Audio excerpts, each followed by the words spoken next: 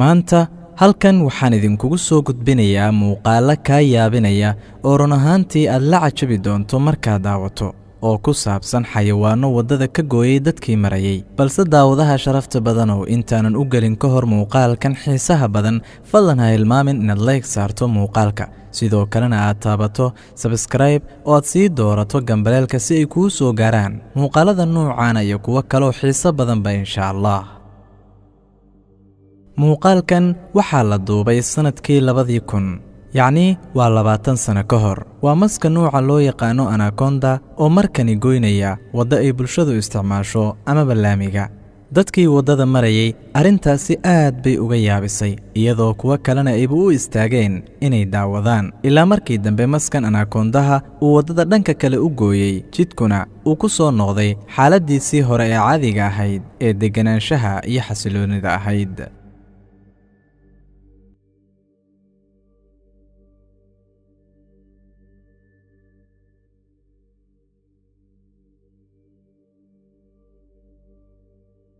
sida muuqaalkan idinkaga muuqata marodigan waxaa laga yaabaa in maalintaas xaaladdu ay ku xumayd sidaa daraaddeed caro iyo xanaaq dartii uu soo weeraray dhallinyaradan mootada wadata ilaa markii dambe uu ku sababay inay ka argagaxaan oo ay ka cabsadaan oo markaasi ay ka soo cararaan si ay naftooda uga badbaadsadaan.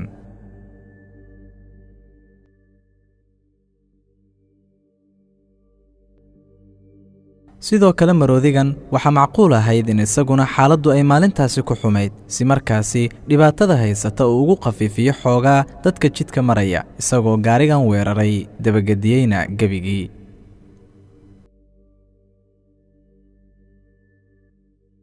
weli ma dhacday in xaafadda aad reerka isku soo buuqdaan kadibna aad qof kale kula bururto xanaaqii iyo caradii ku haysay waa sida marodigan uu samaynayo oo kale laga yaabee inay reerka isku soo dhaceen kadibna uu xanaaqiisii halkan ku burburinayo isagoo gaarigan weerar ku qaaday.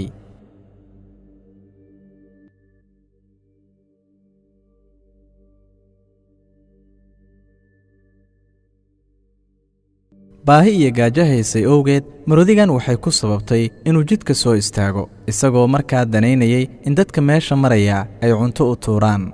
dadka qaar ayaa cunto u tuurayay cuntadaas ayuuna cunayay oo ku mashquulayay balse in badan oo ka mida dadka oo jidka marayay waa iska marayeen iyagoon dareensanayn sababta halkan keentay marodiga.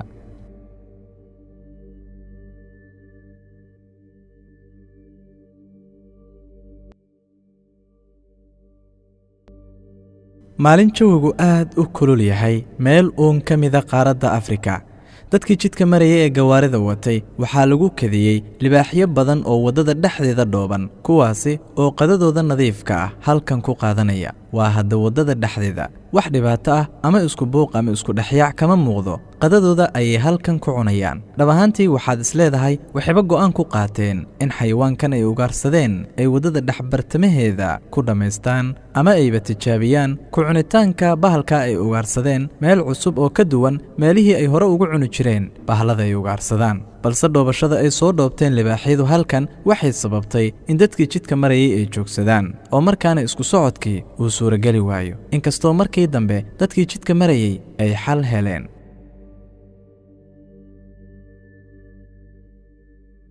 wankan dagaalka kala dhexeeya saaxiibkii owgii waaba uu hilmaamay in meesha gaari uu marayo sidaa daraaddeed wuxuu aad ugu mashquulsanaa dagaalkaasi aadkana uu fokuska u saarayay una danaynayay jeer gaarigii meesha marayay uu herti ku dhuftay oo dhinac ka jebiyey waxaadba mooddaa inaanay waxba ku dhicin ama aanu waxba dareemin dagaalka ayuu iska sii wataa. shabeelkani wuxuu ku dadaalayay in xayawaankan uu soo ugaarsaday aanu marnaba ka badbaadin isagoo ku haya doonayana inuu ku qabto oo ku dilo waddada dhexbartamaheeda ilaa ay markii dambe u suuro gashay inuu la aado dhanka kale ee waddada.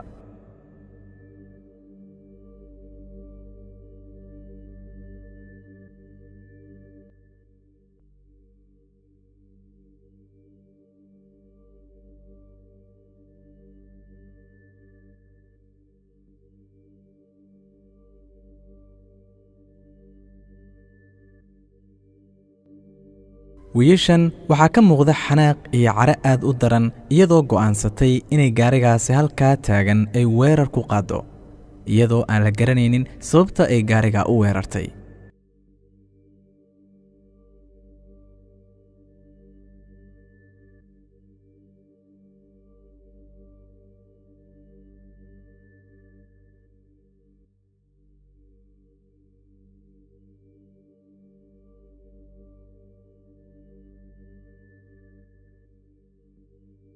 waad ku mahadsantahay daawashada muuqaaladan kala duwan. haddii aad nagu cusub tahay nagu soo biir. haddii aad xiisaynayso muuqaalada noocaana ama qaybteena dhacdooyin, nagula wadaag qaybta hoose ee faallooyinka si aan idinkugu soo gudbinno kuwo kale oo xiiso badan. waad ku mahadsantahay daawashadaada mar kale. fii amaanillaah, wassalaamu calaykum waraxmatullaahi wabarakaatu.